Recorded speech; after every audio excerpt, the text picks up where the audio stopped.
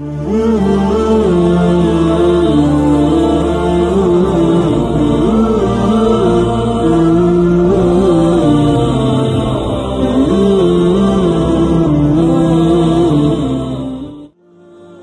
آنکھوں سنتے کانوں کو آپ کے ہوسٹ بخاری انکل کا سلام۔ معزز خواتین و حضرات، آج میں آپ کو اپنی آنکھوں دیکھا حال آپ کو سنانے جا رہا ہوں، جسے سن کر کے آپ حیران بھی ہوں گے، پریشان بھی ہوں گے اور میری طرح کہیں بیچ بیچ میں مسکرا بھی لیں۔ ہوا کیا، مجھے چائے پینے کا اتفاق ہوا ایک ڈھابا ہوٹل پہ۔ چنانچہ میں وہاں ڈھابا ہوٹل پہ گیا اور چائے والے کو میں نے چائے آرڈر کی۔ میں ہوٹل کے اندر بیٹھنا نہیں چاہتا تھا کیونکہ وہ ڈھابا ہوٹل تھا، اس کی لک اچھی نہیں تھی، ایریے کے لوگ مجھے جانتے تھے، اور وہاں انسان ایسی جگہ پہ بیٹھا ہو تو ہر آنے جانے والا جو اس قسم کے ہوٹلوں پہ آتا ہے وہ کہتے ہیں بخاری صاحب تسی اتنے بیٹھے ہو، بخاری صاحب خیر ہے، سانو کہندے اسی چاہ لیا دیں وغیرہ وغیرہ۔ اور جہاں میں سیپریٹ چائے پینے جاتا ہوں اپنے دوستوں کے ساتھ شام کے وقت، وہ میرے دفتر سے خاصی دور ہے۔ سیپریٹ چائے کے کیا مزے ہیں، کیا اس کا لطف ہے، کیا اس کے فائدے ہیں، اگر موقع ملا، زندگی نے کبھی موقع دیا تو وہ پھر کبھی آپ سے بیان کروں۔ اور میں اپنی آفس کی چائے پی پی کر کے، سوکھی چائے، سوکھے دودھ کی چائے پی پی کر کے اکتا گیا تھا، تو میں وہاں چلا گیا۔ وہاں پہلے سے بیٹھے ہوئے 3-4 لوگ جو ہیں ہوٹل کے اندر بیٹھے ہوئے تھے، تو میں وہاں تھک کر کے بیٹھ گیا۔ میرا گمان ہے کہ انہوں نے مجھے دیکھ کر کے بات شروع کی، جبکہ بات کیا تھی وہ سننے کی ہے۔ وہ ایک دوست دوسرے کو کہہ رہا ہے کہ ملک صاحب میں 10-15 دن تھی گن اخبار ایک خبر پڑھی ہے، ایک بندہ مر گیا ہے، کو قبرستان دفن کر رہا سے ول او 20-25 دیواراں تو بعد قبر تو باہر نکل آیا۔ ساتھ والا دوست بولا، انہیں کہ ہاں یہ اخبار کی خبر چھپی، انہوں نے جی سی، انہیں کہ یہ تو میرے محلے کی خبر ہے۔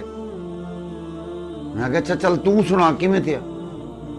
انہیں کہ وہ 20-25 دیواراں بعد باہر نکل آیا۔ تو میں اندھے کو پوچھا، ہوئے گاں میں تو تب مر گیا ہوں، تو کی میں قبرستان چو باہر نکل آئے؟ اس نے کہا جی مجھے مرگی کے دورے پڑتے تھے، مجھے گھر والوں نے سمجھا کہ شاید میں مر گیا، انہوں نے مجھے دفن کر دیا، اور میں تو دوسرے دن ہی قبر میں اٹھ کے بیٹھ گیا، اللہ کو یاد کرتا رہا، پھر میں وہاں نمازیں پڑھتا رہا۔ انہوں نے کہ ولا، اس نے پھر کہا کہ ولا، اتنی دیر میں ایک اور ان کا دوست بولا، یار اے 20-25 دیواراں بعد قبر چو نکل آئے تے روٹی پانی ٹکر پانی انہیں کتوں کھادا ہو سی۔ اتنی ہی دیر میں وہ سامنے بیٹھا ہوا ایک بڑی مونچھوں والا بندہ، پان سے منہ بھرا ہوا اس کا، اور تھوڑا سا مجھے لگتا تھا کہ وہ ٹون پروگرام بھی تھا، وہ یوں کر کے بیٹھا ہوا۔ انہوں نے کہا تو مولا نو کی سمجھدا ہے؟ میرے خیال میں وہ پنجابی تھا۔ اس نے کچھ یوں کہا کہ تو مولا نو کی سمجھدا؟ مولا تے بڑی رحیم ذات ہے، بڑی غفور رحیم ہے، وہ جینو چاہے مار دے، جینو چاہے مردے نو زندہ کر دے۔ میں نے اس کی طرف دیکھا، میں بڑا حیران ہوں کہ یہاں تو سارے مفتی اترے ہوئے ہیں۔ پھر اس نے بات شروع کی، اس نے کہا جی وہ آدھے میں قبر نمازاں پڑھتا رہ گیا۔ ایک اور بولا، اس نے کہا بھی دیکھو کی میں پتہ لگا ہو سی بھی کعبہ کن ہے، قبلہ شریف کن ہے۔ انہوں نے کہا تو گال تو سن، میں تے کو دسینا۔ انہوں نے کہا جی قبر ایک وال برابر سوراخ ہے، اندے چ دھوپ دا آسرا تھیندا ہے، اون دھوپ دے آسرے دے وچ، اون دھوپ دی نشانی دے وچ میں قبلے رخ دا تعین کیتا، میں اتھا نمازاں پڑھتا رہا۔ انہوں نے کہ باہر کیویں نکلے؟ انہیں کہ بعد جڑا وہ سوراخ ہے وال برابر، میں انگلی نہ لے گا کچے نہ رہ گیا روز ایک دیوار ایڈا سارا مٹی دا دوبا ڈھٹے دھڑم کر گئے، ایڈا بڑا سوراخ تھی گیا، میں اندے چو جانے باہر نکل آیا۔ میں ایک دم اس کی بات سن کے مسکرایا, منہ نیچے کر لیا, کہیں یہ سارے مجھے ہی نہ پڑ جائیں. کیونکہ میرا وہم تھا کہ انہوں نے میرے منہ پہ داڑھی ٹوپی دیکھ کر کے یوں آپس میں بات چیت شروع کر لی کہ یا تو اس مولوی صاحب کو باتوں میں لگا لیں, یا پھر یہ ہمیں کوئی دعوت دے دین کی, نماز کی, تو اس سے پہلے ہی ہم باتوں میں مشغول ہو. کچھ میرے گمان میں یہ آ رہا تھا. اور یہ مولوی یہ سمجھے کہ ایسا تیرے کو وڈے مفتی ہیں, دیکھ والا سا یہ کس سے سنویں دے پہ.